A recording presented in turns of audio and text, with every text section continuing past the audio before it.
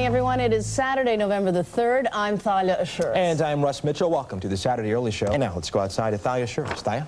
Thank you very much, Russ. Well, you know, security will be tight as thousands of runners pound the pavement tomorrow right here in New York for the New York City Marathon. Now, every year, more than 30,000 runners lace up their sneakers and begin the 26.2-mile race. Now, before they run, however, to the city's 5 boroughs, they fuel up at a carbo-loading dinner, and this year's party is dedicated to the firefighters who have worked so tirelessly since September 11th. The city's bravest also were invited to enter a contest to make the pasta dishes that will be served, and 2 of the winners are right here, along with firefighter and cookbook author Joe Bonanno, which is you. We got you on camera right there. Guys, good morning. Good morning. How are you? We're not going to introduce you quite yet because I have to ask a couple of the very critical questions about your recipes.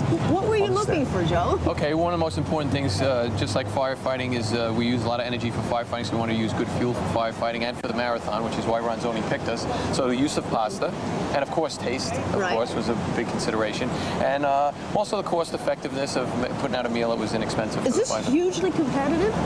The contest? Yeah. Oh yeah, it's the whole New York City Fire Department. 5 boroughs was entering, and we actually only had 3 winners out of all of those contestants. Just 3, and we've got 2 of them here, so why don't you introduce them to us? All right, well, this is Keith Young from Ladder 156. Hello. Hi. Okay, what's the name of your recipe, Keith?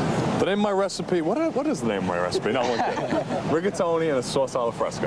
Ooh, okay. So what did you think was important and winning about his recipe? Well, I'd have to say, I liked his more than the other recipes. It was that's really nice. There's Joe DiPinto over there. No, Joe's is good too, but okay. It's a cold dish, and one of the ones that's good about Joe's dish is that you can serve it cold. And this is Joe DiPinto from Ladder 155. Okay, hi.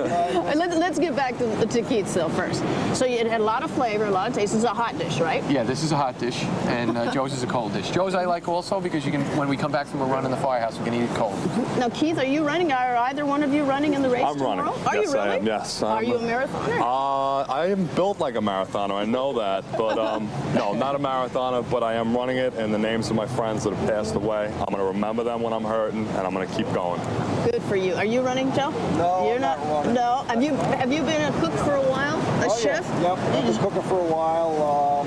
I've cooked for the Burn Center, doctors and stuff, and retirement parties and things like that. You know, it's going to be a lot of fun. Now, let me ask you: are all of you cooking for the party tonight, or how does this work? These winning recipes, these 3. There's also Aaron Bush from Ladder 2 is one of the winners. He's not here; he's working today.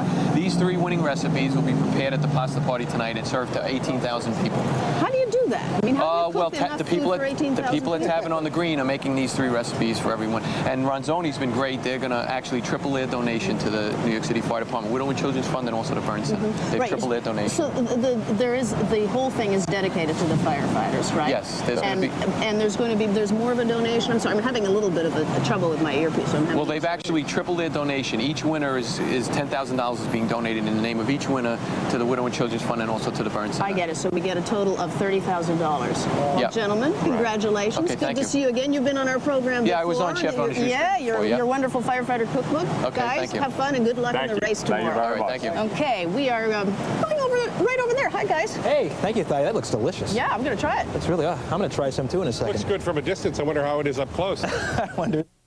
You're watching NBC4, the Tri-State News Channel. This is News Channel 4 at 11. Security will be at an all-time high in just a matter of hours when the 32nd annual New York City Marathon gets underway. Security that includes snipers on the towers of the Verrazano Bridge and a Navy submarine underneath. Tonight, on the eve of the big race, there were all the traditional Roadrunner events, but this time with a very special meaning. Kendra Farn reports. 10,000 runners from 100 countries got their last 4 miles in at the International Friendship Run, and hundreds of kids raised $30,000 in a half-mile run for the Ronald McDonald House of New York. By nightfall, the finish line seals were just about done, and it was time for the annual pasta party at Tavern on the Green. This year, it had taken on a whole new meaning. First, a moment of silence. Prayer and respect for those that we've lost. A fitting Ground Zero tribute. And a $30,000 check from Ronzoni to the Firefighters Burn Center Foundation and the Widows and Children's Fund. This night was for New York's bravest, 3 of whom were honored for winning the Firehouse Cook-Off Contest.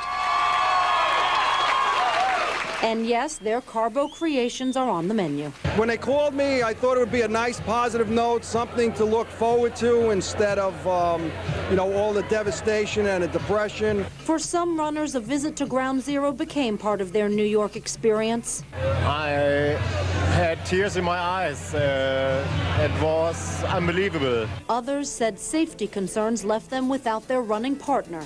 My wife and I were supposed to come. She backed out because she was hesitant. All of the runners' names are on a list of 30,000 already scrutinized by both state and federal authorities. The runners will have to carry their personal belongings tomorrow in clear plastic bags. And both at the starting and here at the finish lines, an incredible police presence, both uniform officers and undercover cops.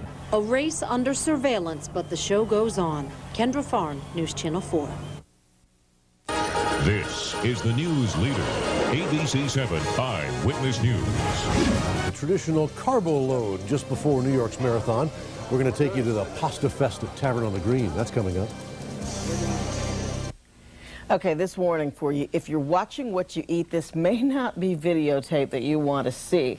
Thousands of hungry marathoners chowing down. What was on the menu tonight? Pasta, pasta, and more pasta. They call it carbo loading, and it's a good excuse for second helpings. And some of the recipes tonight, in fact, come from New York City firehouses. Tomorrow, of course, all of these runners will be well-fed and well-rested when they line up on the Verrazano Bridge for the beginning of the New York City Marathon. See, that's the point. They can eat like that because they're going to run it off tomorrow. Yeah. I guess it was Ronzoni pasta, my own.